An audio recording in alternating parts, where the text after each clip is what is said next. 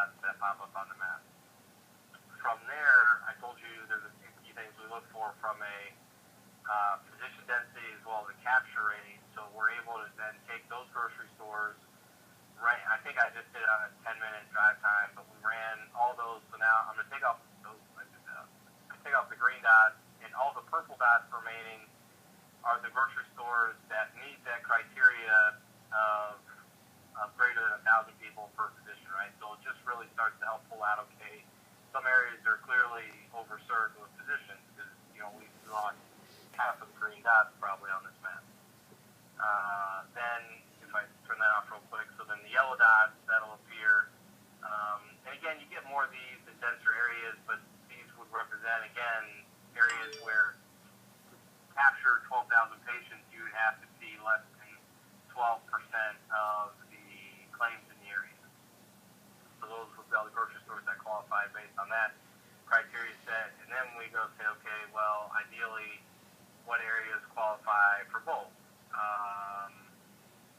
And then those are the grocery stores that now represent on the map. So then we go from here.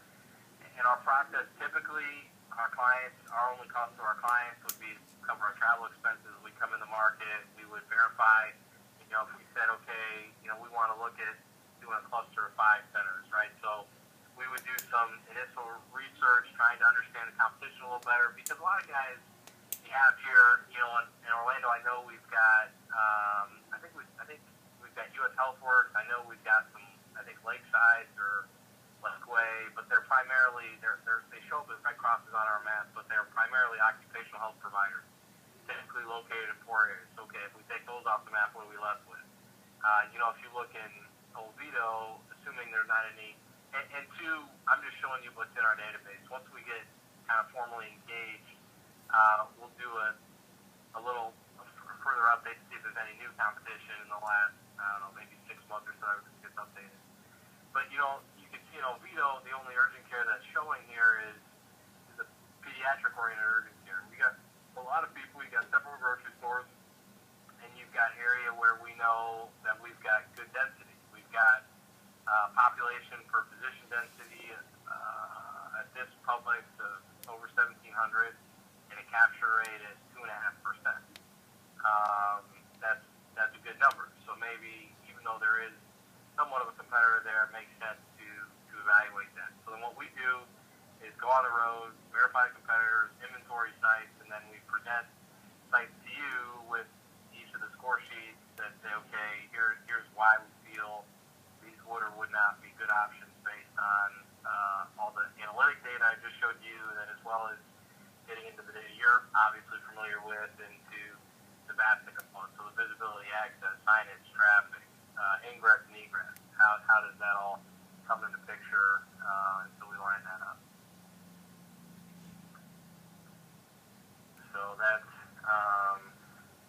the quick 20 minutes. And I'll show you quick too. For some of our clients, we do, because we work with anybody from guys who do one clinic because they just left the ER and they're ready to be done with that and kind of manage their own schedule. We also work with guys who do we do 8-10 clinics a year for larger organizations. So depending on our clients' kind of specific criteria, we try and cater our process for that. So what is your compensation?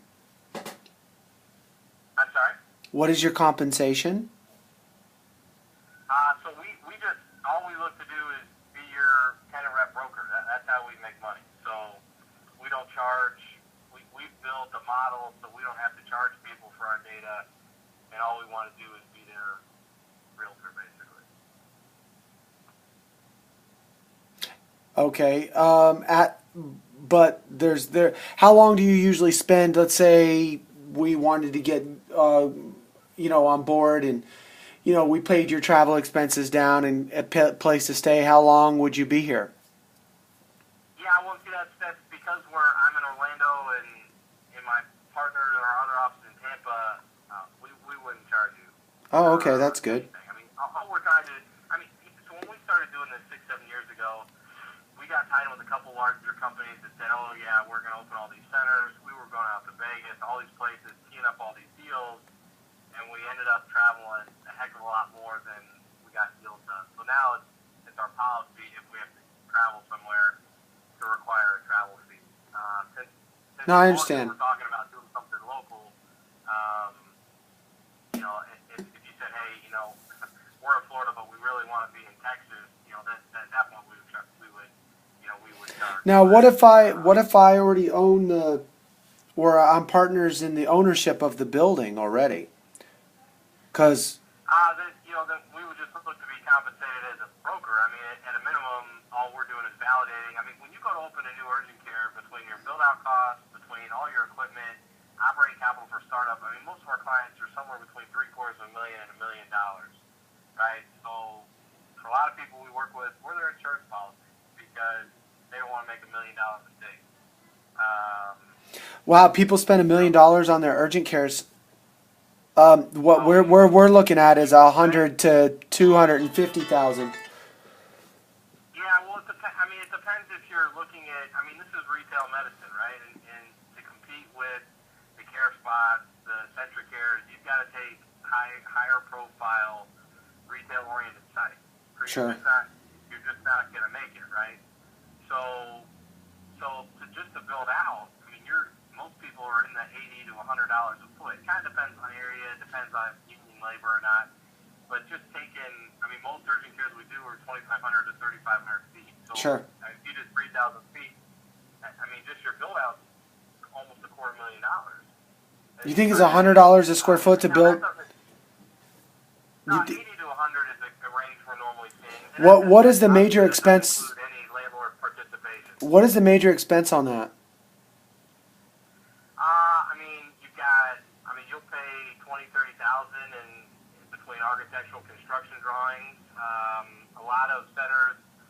One way we've seen centers save money is if you don't saw cut up the concrete, run plumbing to every exam room. If you maybe do like one sink in the hallway that services 3 or 4 rooms, that'll save you some money. But by the time you get all your FF&E in there, I mean all your desks and stuff in there, I mean we don't. We've very infrequently seen that number below $80 a foot. Because a lot of times for retail space, we've got to add an additional RTU, HVAC unit, because like a Blockbuster, any of those open retail spaces, they could go about 400 square feet a ton. Well, with the medical office build out, you really are in the 250 to 280 number, especially in the south where it gets hot, because it's not just some of it's just an airflow equation.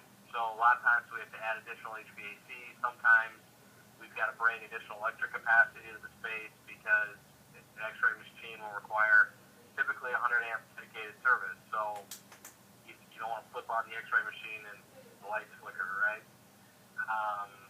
And now some of your equipment, the number I gave you assumes you bought it all brand new. Some guys pick it up used. I think you can lease some of that equipment. So certainly that exists, and then obviously, how much operating startup capital, because your biggest, if we looked at real estate costs, most of our clients are kind of, naturally our goal is to stay under $10,000 a month in rent. Outside of, California, I mean, we just signed 2 deals out there, like 15 or 16 grand a month in rent. Real estate's just expensive in some areas. Out here, that shouldn't be a problem. I mean, it should be pretty easy to achieve under 10 grand a month in rent. But your biggest nut is your staff. I mean, you're going to run, typically most urgent cares we run $150 to $225 an hour in staff costs, and your biggest being your providers. And the variance there is if you run with more nurse practitioner model or a physician model, but you'll be every part of a couple grand minimum a day in your operating overhead with staff, not including your real estate. So, Sure. So I say all that to say, and it takes a few months to start getting insurance claims. You'll pick up some cash pays, some co-pays, along the way, but you've got to have operating capital to make it, for several months with no revenue. Absolutely. And at $2,000 to $3,000 a day, that's a few months of that is a lot of money. Now you're going to make it back. I mean, you're going to build your patient volume, and then you're going to start getting reimbursement. So, I mean, you recoup some of that, but um, that takes a lot of money. Assuming you don't, I mean, we've had centers that were at 40, 50 patients a day 30 months after, or 30 days after they open. All right, but that's pretty infrequent. Most centers we do, our clients, they take 4 to 6 months to get consistently at a stabilized break-even point, and then grow from there. So obviously a lot of variables, right? I mean, a lot of variables, but it's really easy to spend a lot of money pretty quick. Oh, for sure. Okay. Well, that all sounds really good. Yeah, I'll get with Will, and we have another partner too, and we'll sit down and chat and see what the next step is. I'm happy to, if your other partner wants to see any of this. I mean, it's all kind of canned stuff, so I'm happy to schedule something with him if he wants to see some of it as well. Okay, that sounds great. All right, what was your name one more time? Yeah, Nathan. It's Nathan. Okay. And what's your phone number, Nathan? It's 614. Okay. 388-9878. I'd be happy if you want to just shoot me, or if you want to give me your email address, I'll just shoot you a quick email. Sure. My contact info there. It's Joseph. Yep. Do real estate for kids at Gmail. That's real estate FORKIDS at Gmail. Real estate FORKIDS at Gmail. Yep, that's right. Okay. I'll just put my name in the subject line. That sounds good. Hi, man. I appreciate your time. Look forward to working with you guys. Thank you very much, Nathan. All right. Thanks, buddy. Bye-bye.